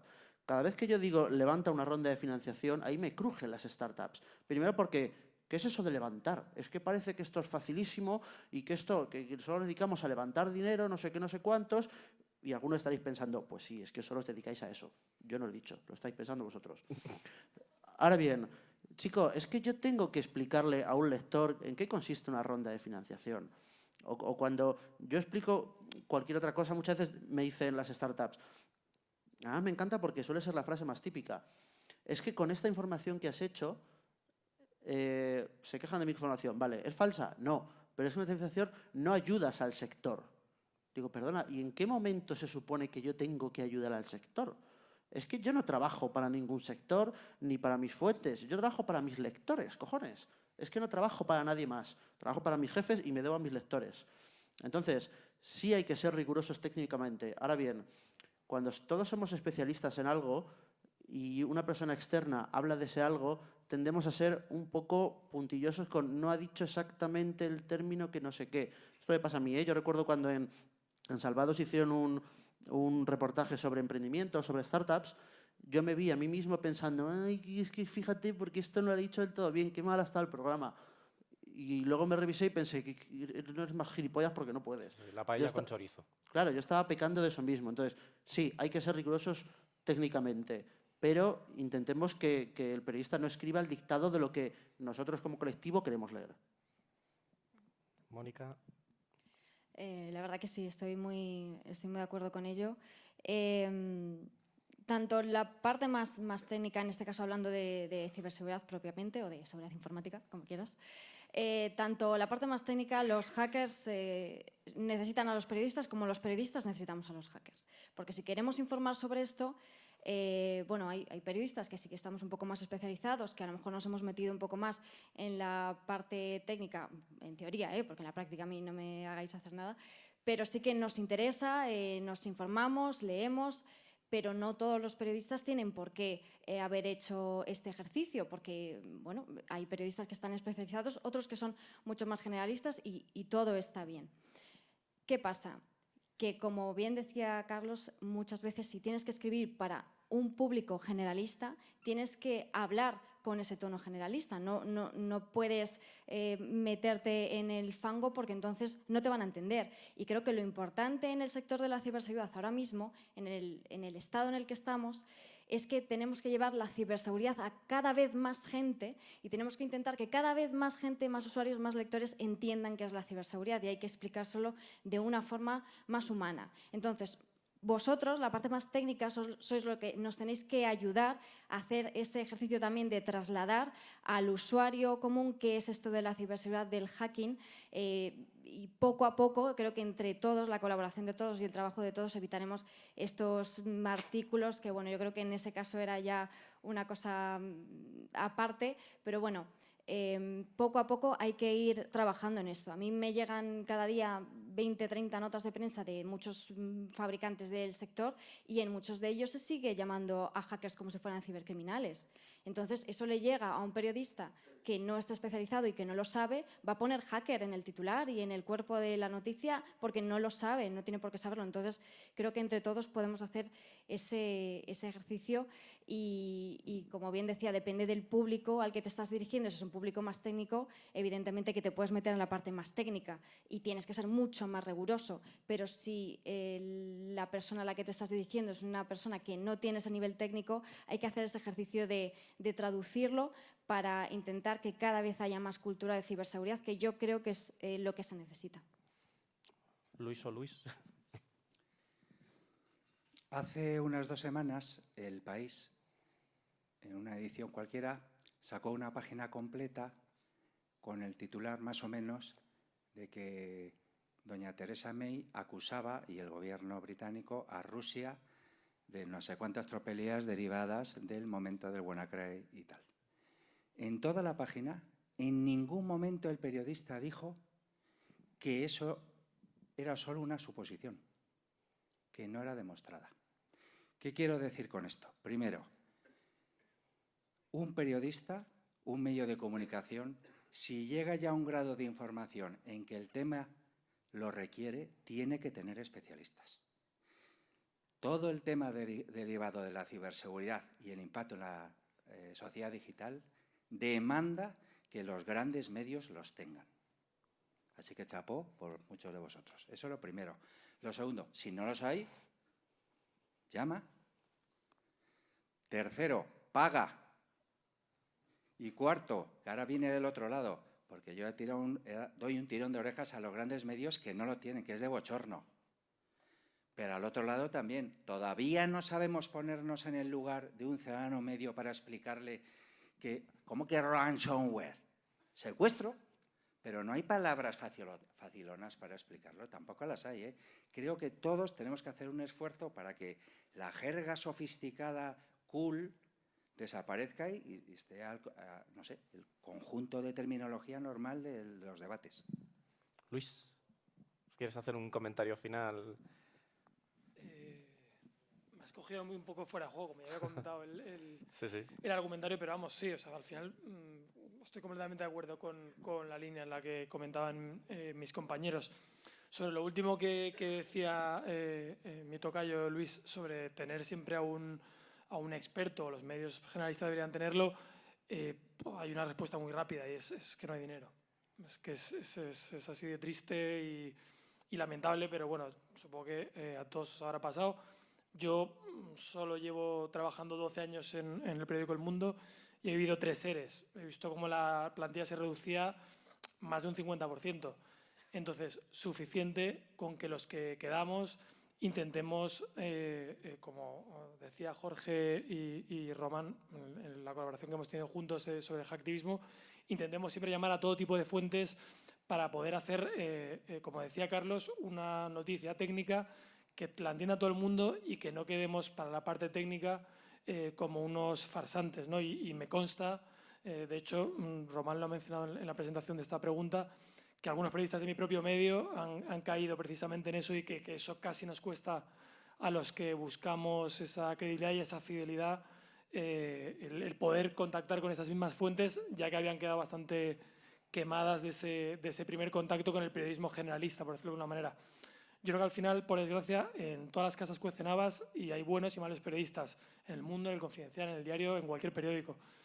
Si te toca un mal periodista de un medio generalista, también puede ser un mal periodista de un medio técnico. Al final es un mal periodista y no hay que darle más vueltas. Está claro. Jorge quería hacer un comentario y ya abrimos preguntas del público, perdonad.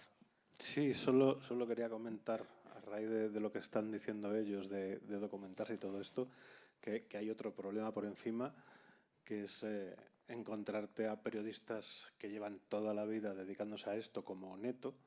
Cuando sucedió lo de WannaCry, de madrugada, en el canal 24 Horas, o en lo de la 1, eso que hace un debate, estaba Neto, no sabía de lo que estaba hablando, ¿sabes? Y al final se salió por peteneras y empezó a hablar del jeque del gorro. Estaba hablando de Chema. ¿En serio? Joder. Y le llamó el jeque del gorro. Ya le pasa la factura. ¿Sabes? O sea, tiempo al tiempo. Simplemente quería comentar eso y bueno, y nada más. Ya no os lío más. Preguntas del público, por favor, que este tema, yo creo, ahí hay una, no sé de cuántos micros tenemos alguno suelto por ahí? ¿Tenéis aquí uno? ¿Aquí tenéis dos? Pues si me dejáis, ¿tenéis otro más? Pues nos falta un micro, pues ahora lo gestionamos. ¿Sí? Ahí hay un micro y ahí hay una pregunta en medio. ¿Podéis bajar la luz, por favor? Que es que no veo a la gente. Sí. Muy buenas, ¿qué tal? Gracias. Me llamo Diego. Lo primero, daros las gracias por estar aquí. Siempre es bueno tener diferentes puntos de vista. Se ha comentado en un momento el tema de los patrocinadores de la Router. Todos sabemos que si no hubiese estos patrocinadores, hombre, Router no sé si existiría, pero probablemente aquí no estaríamos.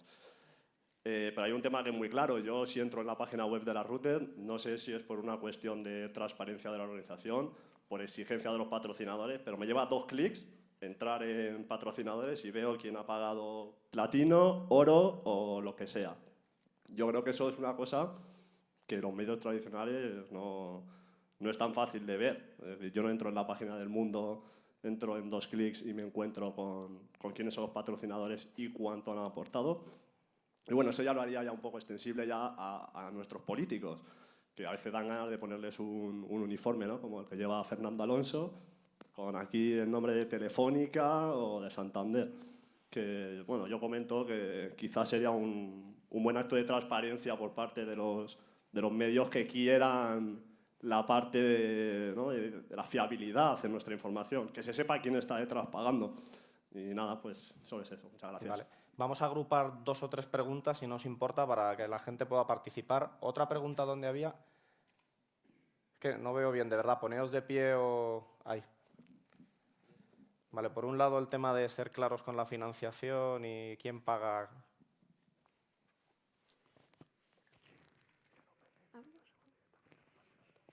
Vale, dale. ¿Sí? Me había puesto de pie, pero como soy bajita... Bueno, primero me llamo Paula. Quiero pensar que tengo algo de relación también con el periodismo y por eso me interesa especialmente esta charla. Y entonces yo quería preguntar que, bueno, aquí se ha hablado de crear puentes entre la gente que se dedica a la ciberseguridad y el periodismo, pero ¿cómo pensáis vosotros, que ya estáis dentro de todo, de medios importantes y dentro del mundo del periodismo, cuál es el futuro de los que nos formamos, tanto en periodismo como en ciberseguridad? ¿Qué hueco importante podemos tener en el futuro en los medios? Vale. O sea, ¿qué camino ciberseguridad, periodistas, el tema de la financiación? ¿Otra pregunta más para acumularla? Allí. Bueno, no sé quién tenía la vez. Hola, soy David. Yo quería cambiar un poco el tema y es preguntaros sobre el reflejo en la prensa de los incidentes de seguridad. Pues yo he visto 3. Si la empresa es española, no sale en prensa. Muchas gracias por no sacarnos en prensa.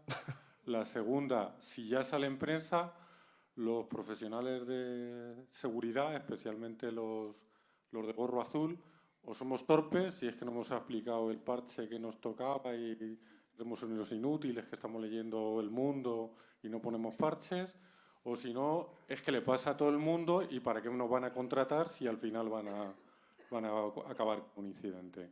Muchas gracias. ¿Quién quiere empezar? Yolanda. Voy a ser muy breve para que dé tiempo a más palabras si es que da tiempo. Sobre el futuro, si te fijas en las ofertas de empleo de los medios de comunicación, la mayoría son de perfil técnico y más que de redactores. O sea, los medios ahora necesitan técnicos para el desarrollo de herramientas, sobre todo para periodismo de investigación y también para ciberseguridad. Hay una figura que no tienen muchos medios del mundo, la tiene el New York Times, la tiene The Intercept, que es el medio de Greenwald, que es el asesor de ciberseguridad. Cada vez los medios utilizamos documentos, utilizamos fuentes que les podemos poner en peligro. La responsabilidad del medio es garantizar la seguridad de esa fuente, también la seguridad si trabajamos de manera colaborativa como en los papeles de Panamá, y hace falta herramientas que garanticen la seguridad de las comunicaciones y del desarrollo del trabajo periodístico si se realiza online entre distintas entidades. Entonces, cada vez más los medios de comunicación van a necesitar perfiles técnicos tanto para el desarrollo de herramientas como para garantizar la seguridad de las comunicaciones digitales. Sobre la falta de rigor de los periodistas a la hora de cubrir informaciones y en el caso de incidentes técnicos, un pequeño apunte que tal vez antes no se quedó del todo reflejado. Es cierto que aquí hay dos elementos que pueden salir perdiendo de la falta de rigor técnico.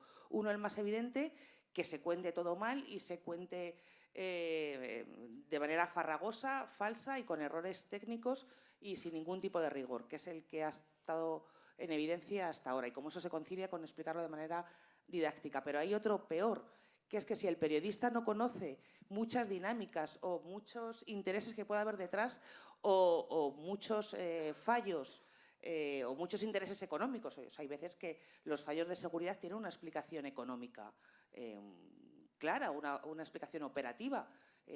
Bueno, que hay actualizaciones que no se pueden hacer en sistemas, por ejemplo, industriales, porque no se podrían controlar en remoto o porque tendría mucho coste. Es decir, que hay problemas de ciberseguridad que el periodista no va a incidir en ellos, o no lo va a investigar, o no va a ser suficientemente incisivo a la hora de fiscalizar si esa fuente ha sido suficientemente rigurosa, o sea, si esa empresa ha sido suficientemente rigurosa a la hora de prevenir o a la hora de gestionar o a la hora de ser transparente en cómo ha gestionado un incidente de seguridad informática porque no tiene conocimientos suficientes. O sea que el fallo del periodista a la hora de tener rigor no solo es que le falte respeto a su fuente, sino que le está faltando a su deber de información de los ciudadanos porque no sabe muy bien lo que tiene que preguntar a la hora de fiscalizar esa fuente. O sea que los problemas, coincido en que se cubren muy mal, pero esto sí quedaría para mucho debate. Y quien pierde, sin duda, es el lector y es el ciudadano, a mi juicio. Siguiente, Luis. Si no os importa, os paso. Bueno, gracias, Luis. Dos cosas rápidas. Si todos recordamos el pasado incidente de WannaCry, no funcionó bien la gestión de la crisis, entre otras cosas porque la portavocía no estuvo en el momento y se hizo de una manera que pareció sesgada o no muy bien hecha e indujo a error. ¿De acuerdo? Con lo tal, contestando a la compañera de ahí arriba, por supuesto que se precisan periodistas o expertos especializados que tengan capacidades de gestionar la comunicación, por ejemplo, de incidentes. Esta mañana acabo de estar en un acto de INCIBE que estaba resumiendo cómo le había ido el año pasado y cuánta guita se va a gastar este año en diversos proyectos. Y claro, han manejado una estadística que decía 249.000 incidentes y ciberataques. Un periodista que no sepa distinguir cibercrimen de ciberdelito, que no es lo mismo, aunque molan las dos, o que diga que un ciberataque es lo mismo que un incidente, induce a error. Entonces, por supuesto que tenemos que intentar contarlo mejor en ese sentido y creo que claramente todavía quedó mucho por sacar adelante. Respecto a lo de David, viene ya una regulación de aplicación en estos terrenos en que esas empresitas que juegan a callarse y a no decir que han hecho bien los deberes, se les acaba. A todos. Se les acaba porque tendrán que decir en alto que a lo mejor no he hecho todo bien o lo hice bastante bien, me lo hice bastante bien y aún así me han zurrado. Y tengo que decir en alto que lo siento, he sido objeto y usted, usuario, he de comunicarle, después de 40 millones de cartas a sus destinatarios, que no he sabido custodiar bien sus datos. Pero la verdad es que, por un lado, ese empuje de fuerza de la regulación que nos viene bien a España, porque si no, no funcionamos, a base de patadas en el culo. posiblemente ayude a que haya más presupuesto, más reconocimiento de las tareas que tú desempeñas también y que entonces eso se aminore un poco. Pero lo que no puede ser es que me voy a esconder. Por cierto, sí ha habido algún caso reciente, y hay que decirlo en alto, que fue uno de los incidentes de una de las subsidiarias del Banco de Santander, que sí comunicaron bien por vía informativa de que habían sido objeto. Y lo habían dicho, y también de qué grupo de delitos les estaba ayudando. Sí, lo contó el director de comunicación el otro día en de ESIS. Santander. Sí, del Santander. Alucina un poco. Quería comentar una cosa, Jorge. Nos quedan 7 minutos. Sí, Rápido. Solo que esa normativa que está de camino hay que transponerla todavía a la ley española. Y luego que aparte es muy complicado decirle, o sea, poner... Es muy fácil coger que una empresa americana le han entrado, le han sacado todos los datos y está en Amazon publicado los DNIs de los clientes, como ha pasado hace poco. Eso es muy fácil, ¿sabes? Cuando es una empresa de aquí, que es el que te pone la publicidad en tu diario, ¿sabes? Que necesitas para subsistir, para pagar los sueldos, etcétera, pues la cosa se complica, ¿sabes? Y yo lo entiendo. Yo lo entiendo, ¿sabes? Que sabemos lo que le ha pasado a La Sexta con El Pozo. Publicaron el Salvados de los cerdos mutantes y acto seguido El Pozo ha hecho dos cosas. Una, decir que venga, he metido la pata, lo voy a solucionar, pero por el medio ha dicho La Sexta, te has quedado sin publicidad, ¿sabes? Y eso es duro. Eso es duro. Yo entiendo que cueste. Cuando transpongamos esa nueva normativa europea, vamos a ver qué sucede en este país. Habrá que ponerlo así, en cosas muy pequeñitas, a pie de página, al lado de los lectores nos cuentan qué. Mónica, Luis, estaba Mónica. ¿Quieres comentar algo? Y, por cierto, ninguno habéis contestado lo de publicar los datos de la financiación.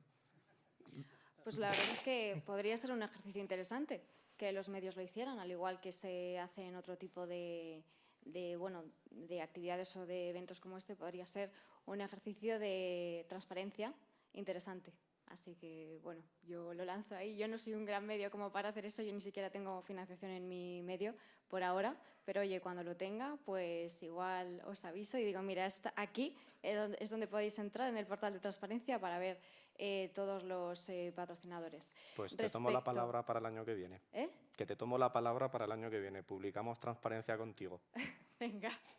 Respecto, ¿qué más será? Bueno, han estado comentando el GDPR, está claro que las cosas van a cambiar, bueno, esperamos que cambien, por lo menos eso es lo que se espera, y está muy relacionada una cosa con la otra, con la comunicación. Como bien ha dicho Luis, va a ser obligatorio comunicar cualquier incidente en el que estén relacionados los datos de los usuarios de las compañías que hayan tenido algún tipo de incidente de seguridad. Por tanto, se necesitan también, como preguntabas, comunicadores que sepan explicar todo esto en las empresas, que ahora mismo yo creo que todavía les falta. Cuando hay problemas de crisis de comunicación, en el caso de la ciberseguridad hay que estar muy preparado para contarlo bien, contarlo en los tiempos adecuados y ser muy rigurosos. Muy bien. Luis.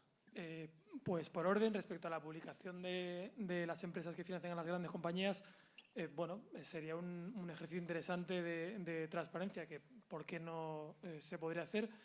Yo no sé muy bien a cuánto y a qué volumen de anunciantes tenemos. Me imagino que tenemos un volumen suficientemente grande para que sea bastante complicado el hacerlo, pero si se hace, y me parece bien, también estaríamos expuestos a una cosa que es la banalización del debate que por ejemplo, existe mucho en Twitter, y es que muchas veces hay veces que no hay tantos motivos ocultos, que no se publican cosas por una compañía simplemente porque a lo mejor no nos ha llegado, no porque esa compañía nos financie, sino porque no nos ha llegado esa noticia. Y de ahí enlazo un poco con la tercera pregunta, y sobre lo que decía Jorge. Muchas veces los medios no es que no quiera publicar las cosas porque les financien, sino porque la opacidad de las compañías sobre las que tienen que informar no les permite hacerlo. Entonces, en el caso del WannaCry, recuerdo que Telefónica era una de las compañías involucradas en las que pues, pone publicidad en todos los principales medios. Probablemente haya parte de verdad en ambas cosas. No estoy diciendo que Jorge no tenga parte de razón, pero sí que digo que también muchas veces la opacidad de esas grandes compañías y la poca transparencia que tienen en sus departamentos de comunicación hace complicada esa transcripción de que el periodismo necesita para que el público sepa exactamente lo que ha ocurrido. Y por responder a la segunda pregunta ya de manera final, ojalá tengas muchas oportunidades y los medios lleguemos a un punto en el que la financiación entre financiación de anunciantes y financiación del público haga necesario más perfiles como el tuyo, técnicos, y podamos llegar a esa excelencia que al final todos queremos, que los medios no es que queramos ser opacos, antiguos o lo que sea, es que a lo mejor no tenemos el presupuesto suficiente o los recursos suficientes para llegar a ese grado de excelencia que creo que todo medio querría. Muy bien. Carlos todavía no ha intervenido. A ver, por orden y rápido. Tema de financiación. Es cierto que sería un ejercicio de transparencia más o menos chulo, pero voy a hacer un poco de abogado del diablo. No lo veo en absoluto viable. Además, creo que la comparación con la RUTE dista mucho de ser la ideal. ¿Por qué un medio, por muy transparente, me voy a ir al medio más transparente que creo que conozco, que serían entre El Diario y Contexto, que publican el dinero que les llega de anunciantes y demás? Y podríamos decir, hombre, podríais decir cuánto te paga cada uno. Es que creo, y a lo mejor me estoy equivocando, pero que hay una razón muy clara para no hacer eso, y es competencia. Sí, competitividad. Claro, es decir, no das tus precios porque no quieres que la competencia lo sepa. O es que si la RUTEZ compitiera este fin de semana, si la RUTEZ en vez de un evento fuera, qué sé yo, una escuela de formación, lo improviso, o compitiera este fin de semana con muchos más eventos, no digo que no hubiera transparencia, digo que no se darían tantos detalles como a lo mejor nos gustaría. ¿Cómo se puede medir qué empresa pone más publicidad, más no sé qué? Pues por norma general, salvo rara y criticable excepción, lo puedes ver con los banners, con el tipo de contenidos que hay. A mí me consta que hago branded content, que la mayoría de medios, porque al final nos contratan las mismas empresas. Yo cuando me llega nota de prensa a partir de la cual tengo que hacer un reportaje grande con varias fuentes, con no sé qué, para branded content, solo por ser cabrón, pongo un párrafo de lo que me han mandado en Google para ver que otros medios lo sacan, por si acaso alguno no ha puesto el patrocinado por. Y alguna vez te encuentras alguno que no lo ha puesto, pero por lo general eso se puede medir. Respecto a... Voy primero a la tercera. Yo no estoy tan de acuerdo con que si es una empresa española no se hable, ¿eh? Es decir, sea a lo que te refieres. De hecho, recuerdo con WannaCry, WannaCry no solo afectó a Telefónica. Creo que muchos de los que estáis aquí, eso lo sabéis. ¿Qué pasa? Que las demás fueron bastante más listas a la hora de que no saliera el negro de WhatsApp en sus pantallas grandes y que un crack lo grabara y se colara en el informativo de Antena 3. Pero se habló de Telefónica, por ejemplo. Ostras, es que después del Corte Inglés se me ocurren pocas empresas que pongan tantísima pasta como Telefónica en medios de comunicación, ¿eh? Y además se me ocurren, no conozco a DIRCOMs del Corte Inglés, me consta que son muy cabrones a la hora de apretar, pero Telefónica, joder, colega, os podría contar maravillas. O sea, ese día uno de los DIRCOM de Telefónica, por no personalizar, tendría que estar dándose de cabezados contra la pared, porque pensaría, todos estos hijos de puta siempre los domino como quiero. Y hoy la mierda me llega tan hasta arriba que no puedo. Pero se habla de este... Yo creo que se habla de este tipo de empresas. No sé si más o menos de lo que se debería, pero creo que se habla. Y respecto a lo que preguntaba Paula, yo creo que hay mucho futuro. Y aquí voy a hacer a lo mejor un poco de spoiler de la charla que hago ahora. Por cierto, hago una charla ahora. Guiño, guiño, guiño. Clickbait, un periodista hizo una charla y lo que pasó a continuación os sorprenderá. Respecto a ese tipo de especialización, yo la veo muy chula. En El Confidencial durante mucho tiempo los periodistas más cotizados eran los periodistas de datos. Ahora el análisis de datos también se va mucho y esto es el spoiler de mi charla. Yo considero que hay muchísimo potencial. ¿Por qué? Por dos elementos. Primero, los periodistas que nos dedicamos a temas de tecnología, en su visión amplia, no solemos investigar. Tú vas a un medio y la visión del periodista de tecnología es la del que hace reviews de móviles, de productos y demás, o que habla de ciberseguridad de manera muy genérica, pero no se hace investigación. Eso lo conjugamos con el segundo elemento, y es que los tradicionales periodistas de investigación, los senior, estoy haciendo un perfil medio, ¿vale? Pero los seniors no tienen ni puta idea de tecnología, con lo cual nunca van a usar esa tecnología para investigar. Con lo cual nos encontramos con una especie de túnel en el medio de puta madre, que os aseguro que yo lo uso, porque es de puta madre para investigar y sacar temas, tanto si estás en el lado más periodístico como si estás en el lado más técnico. Y a los datos me remito, los papeles de Panamá, los papeles de Paraíso, todas las grandes investigaciones a nivel mundial periodísticas de los últimos años han venido gracias a la colaboración de gente de la comunidad hacker, con lo cual creo yo hay una oportunidad muy, muy buena. Yolanda, el último comentario, muy rápido, por favor. Nada, una precisión porque estamos hablando, yo creo que de dos normativas jurídicas distintas Sí. y para aclararlo. Uno, NIS y GDPR. que es el Reglamento de Protección de Datos, que eso no hay que transponer, que entra en vigor y efectivamente es el que obliga a que sea un incidente que compromete los datos de los usuarios, se tienen que publicar. Y otro, la Directiva de Seguridad de las Redes, que establece una obligación de que si una empresa responsable de una infraestructura crítica ha estado comprometida, sea transparente que ha sido víctima de este ataque. Y esto se está negociando y las grandes empresas, como es lógico, están haciendo lobby legislativo para que la transparencia sea, pero la justa.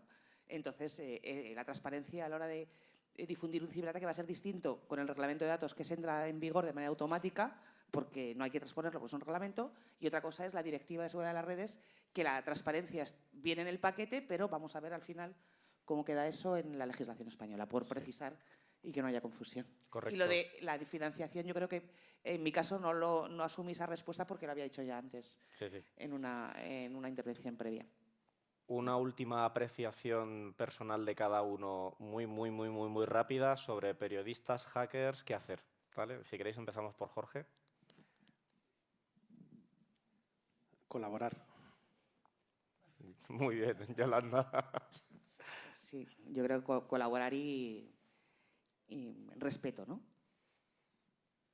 Igual que mis compañeros, sobre todo fiabilidad. Un poco que los periodistas no vamos siempre a buscar los 5 pies del gato, sino que muchas veces nos queremos informar y necesitamos que vosotros, que sois los expertos, nos ayudéis a ello y no estéis a la defensiva, que al final entre los dos podemos sacar muchas cosas interesantes. Confianza. Carlos. Un periodista hizo una charla sobre periodistas y hackers y lo que pasó a continuación te sorprenderá. Mónica. Yo me voy a quedar a ver tu charla, eso lo tengo claro. Y sí, además de colaborar, por supuesto, hablar y entendernos y que no somos enemigos, que somos amigos. Esto también es un clickbait.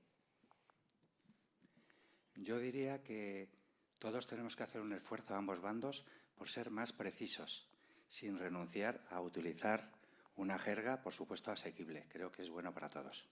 Muy bien. Muchísimas gracias a todos, de verdad un aplauso enorme. A vosotros os doy 2 opciones. ¿Queréis que tengamos la charla de Carlos ahora mismo y ya os liberamos o preferís hacer descanso y hacemos la charla después? Los que queráis hacer la charla ahora, los que queráis descansar, tomar por culo, hacemos la charla ahora. Vamos, Carlos.